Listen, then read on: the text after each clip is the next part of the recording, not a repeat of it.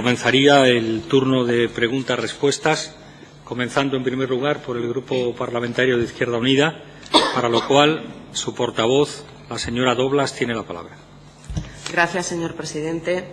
Señor Albarracín, yo comprendo que haga usted uso de su derecho a no declarar, pero yo decía al principio de esta comisión que el silencio es también interpretable. Comprendo que no quiera usted que sus palabras sean malinterpretadas, pero sabe usted que el silencio puede ser interpretado de múltiples formas.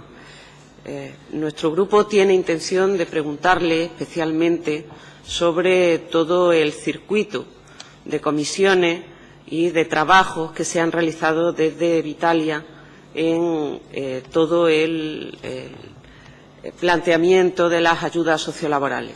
Entendemos que eso está ahí, está en los papeles, las comisiones se reflejan y que, por tanto, podría usted aclarar muchas cuestiones sobre ese tema, por lo que yo le invito a contestar. El silencio, en este caso, con relación a estas cuestiones, solo puede ser interpretado como que hay algo que ocultar.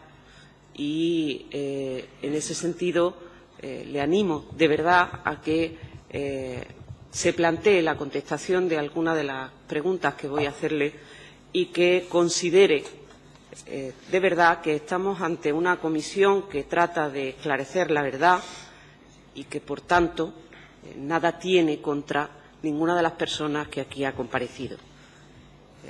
Dicho esto,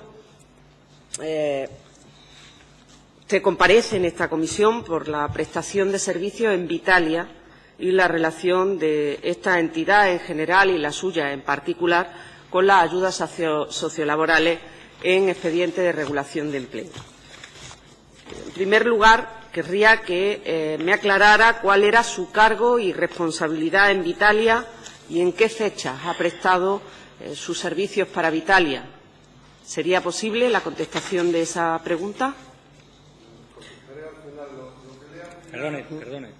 Perdón, señor Albarracín. Le ruego que cuando hable cualquier cosa que diga, a efectos de grabación, pulse o deje pulsado, no pasa nada, deje pulsado el micrófono.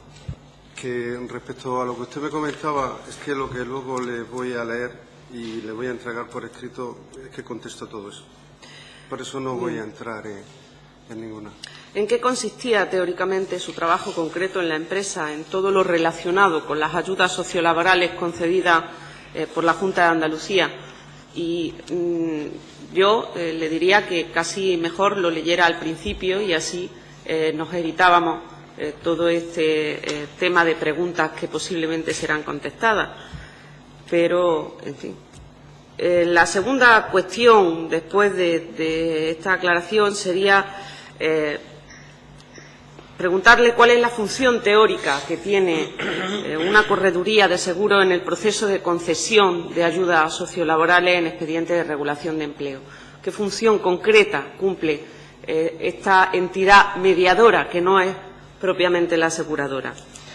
Porque nos queda por despejar en esta comisión, nos queda por conocer con detalle cómo eran los circuitos formales y especialmente los reales de los distintos intervinientes en el proceso de concesión de ayuda.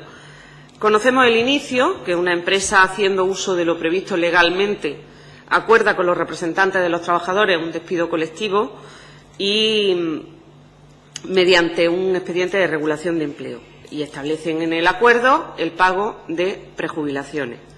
Y conocemos el final, dejando al margen, por supuesto, todo el tema de los intrusos, que es que una compañía aseguradora paga a los trabajadores dichas prejubilaciones. Y en medio de este proceso sabemos que aparece toda una serie de personajes y entidades de lo más variopinto: intermediarios, correduría, aseguradoras, dirección general, despachos, bufetes, gabinetes de asesoramiento, y entre todos se producen relaciones cruzadas sin saberse muy bien si es el intermediario el que lleva la correduría o esta se trae por los despachos o por la empresa o se les impone a uno y a otro o a todos por la dirección general.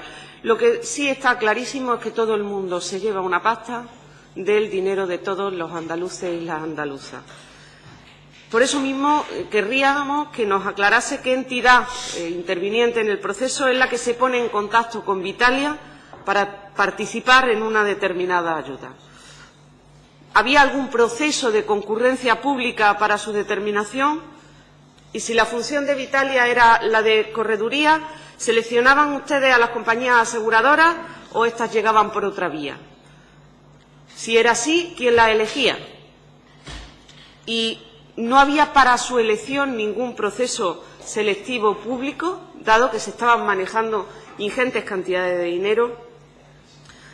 Siguiendo con lo anterior, trasciende que Vitalia contrató al conseguidor Juan Lanzas como comercial. Nos gustaría saber en qué periodo, qué funciones realizaba. ¿Era esta persona, por sus contactos políticos y personales con la Consejería de Empleo, la llave de entrada a participar en el procedimiento? ¿Era su contratación como comercial una forma de pago añadida a haber conseguido que Vitalia participara en el entramado? Una de las cuestiones más escandalosas de toda esta fiesta pagada con dinero público fue precisamente la percepción de abultadísimas comisiones. No hemos recibido todavía ninguna explicación sensata del porqué de su génesis. Todavía ninguna explicación sensata del porqué de sus cuantías o su finalidad, o más bien habría que decir de su reparto. Lo que sí ha quedado constatado es que esas comisiones que se pagaban eran por precios muy superiores a los de mercado, a los habituales en el sector. ¿Cómo se fijaba la cuantía de esas comisiones? ¿Por qué en unos casos el porcentaje de la comisión era un 8%, en otros el 12%, en otros hasta un 20 o 25%? ¿Qué finalidad tenía su abono? ¿Se repartía la comisión entre todos los intervinientes? ¿Se llevaba el dinero el intermediario de la comisión? ¿Se pagaba de ahí los honorarios reales o ficticios de los bufetes y gabinetes de asesoramiento? ¿Tenían establecido el reparto de esa, digamos, vergonzosa tarta? ¿Era un reparto fijo? ¿Variaba?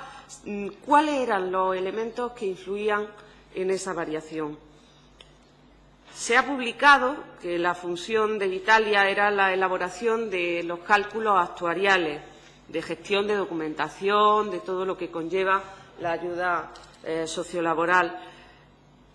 Y esa labor de gestoría, que normalmente es una labor, se lo puedo decir por experiencia, mal pagada, esa labor de gestoría era la única que realizaban. ¿Por eso se llevaron la millonada que se llevaron? Otro asunto sobre el que esta comisión tampoco ha recibido ninguna explicación razonada y ni mucho menos razonable es el asunto de los intrusos. Señor Albarracín, la mayoría de los intrusos incluidos en los expedientes de regulación de empleo lo son en las pólizas en las que interviene Vitalia. ¿Eso no le ha llamado la atención? ¿No le parece un dato curioso? ¿Podrían contarnos de forma clara y transparente cómo se producía la intrusión de esas personas en las pólizas? ¿Quién daba las instrucciones para la inclusión de los intrusos? ¿Quién recibía esas instrucciones?